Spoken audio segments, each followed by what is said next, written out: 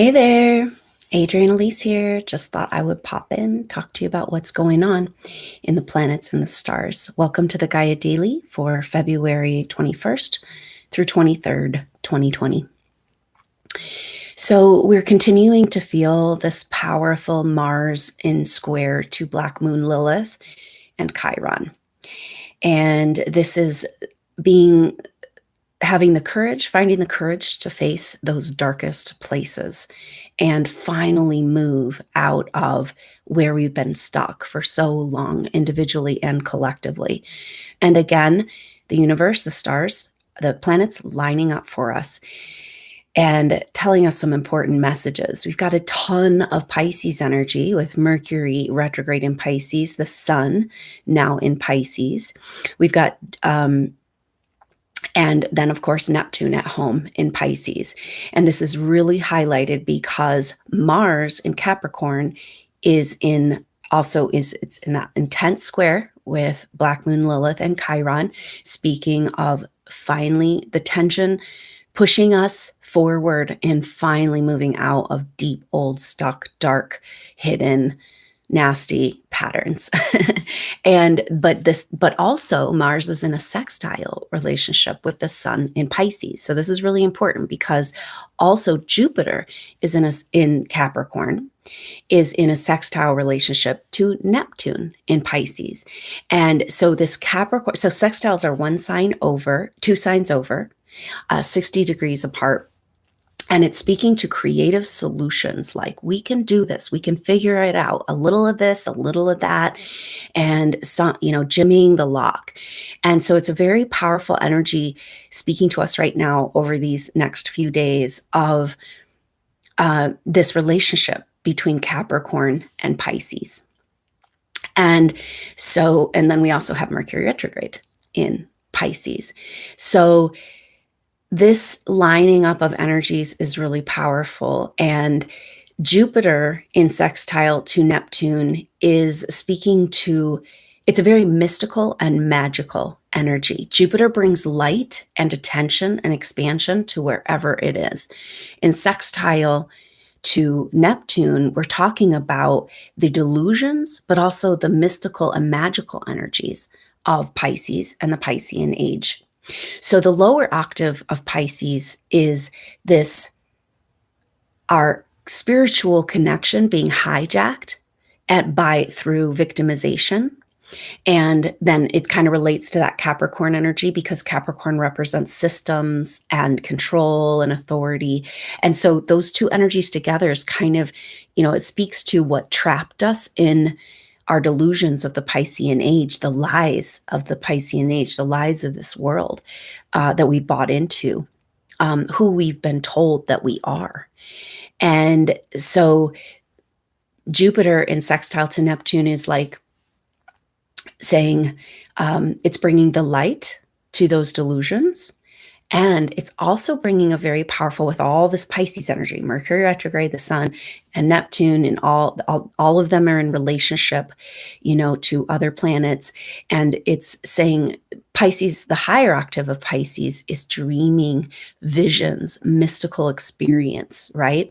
And so it's a really powerful time for that right now. It's not a time with Mercury retrograde, especially in Pisces, which is mutable and kind of swimming around out there in the cosmos. It's not a time to figure anything out as far as like your next steps and where you're going, but it is a time to dream and vision and allow yourself to come back into communication with your bigger, higher cosmic self, because this is the big lie that we've been told.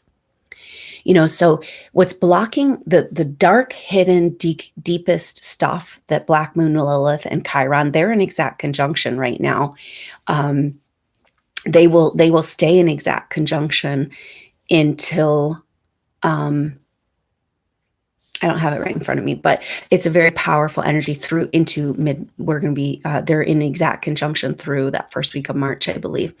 But this is a very powerful and potent energy of these deep, dark, hidden secrets. So we're talking about our individual consciousness and our collective consciousness.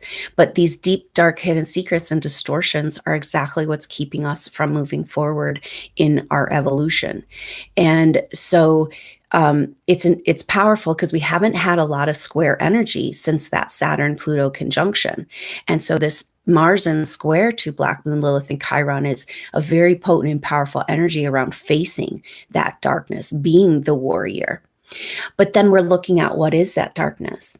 And this is the lies we've been told about who we are. We're just lower life forms, and that we're just here to fight each other, and we have no kind of further purpose or anything. And it's actually like, that's total lie. We're God consciousness just by existence. We have the cosmic truth of us lives just by in our existence, but we've been cut off from it. And that's from these lower personality constructs that, because of traumas, which is a lot of the energy of the Piscean age, like trying to heal these deeper spiritual traumas. And that has kept us in lower personality constructs. So an example of this is like if you were in a past life and something happened, you're on your quest, you're trying to bring your healing, you're trying to bring the light to the planet, and then maybe there's a persecution energy going on, which is really common in these souls that are drawn to this work. And then that mission you were on was interrupted, and that personality construct is kind of embedded into you, where we're supposed to have a new and different personality construct each lifetime, but we've got these old unresolved personality constructs. And actually in the collective, that's the whole deal. We've been told these lies about who we are. If we're going to face the truth of who we really are in our bigger cosmic self, which is what this astrology is speaking to, because Mars is in that square with Chiron and Black Moon Lilith, but also in a sextile with the Sun. And that's that 2 signs over, magical, mystical, let's solve these problems, right? The Sun in Pisces is our identity. The Sun is our identity. So we're looking at the false identity constructs that we got labeled with and blamed, the victimization, the lower, we have no purpose here. We're just like lower life forms that are here to be feeders, and we need to be controlled, by an outside source. Then the Sun is in a sextile with Uranus in Taurus. So we've got this beautiful lining up again that's been happening ever since November, when we started this whole, October, November, we started that galactic center activation, powerful eclipses, and that was leading us into the Saturn-Pluto conjunction. But so we are reevaluating, saying the Sun in sextile to Uranus is saying, well, if we're going to go into the new energies and receive those in this world and in our life, then we've got to face these delusions of who we're not, and come into who we really are. Because we were told all these lies and very manipulated, right? But we bought into it, And so that's where we can take our power back. Because Pisces, the lower octave, is powerless and feels victimized, right? And it's like, well, this is just how it is. I can't do anything about it. And I'm just stuck here in this distortional, delusional reality, right? But this is the Mars square, Black Moon, Lilith, and Chiron is that warrior part of ourselves being like, no, I'm going to power through this, take my power back. In Capricorn, Mars says, come on, stand up, pull yourself up, get yourself together and understand that all that you're scared of in the dark and you keep being victimized of is a lie and delusions, and that's a lot of what we're working through in the Piscean energy. But if we are going to bring in these new energies and clear the lies and delusions of who we've been told we are and claim our cosmic self truth, our I am consciousness, our birthright, the truth of who we are, which is way, way, way more true than these lower personality constructs and this infighting and all of these delusions of the lower humans as a lower life form. If we're going to heal that and clear that, come into our cosmic self, then, the systems of our world, our history, and, our science, most of it has to be thrown out the window, if we're going to come into the bigger truth of who we are. And that's what that Saturn Pluto, we're finally kind of getting a hint here and a clue about what is that Saturn Pluto conjunction. We know that there needs to be a revolution in breakdown in our structures of our world. And this astrology is kind of giving us some clues to that. And it has to do with dropping the lower personality constructs of who we've been told we are, and realize that we went ahead and we're addicted to them. It's like all we know. We're holding on to these personality constructs. But that bigger part of us has always been there and never goes anywhere, right? It's like this that I am presence. It's like right there all the time, except for that we've bought into the delusion that we have to somehow earn it back.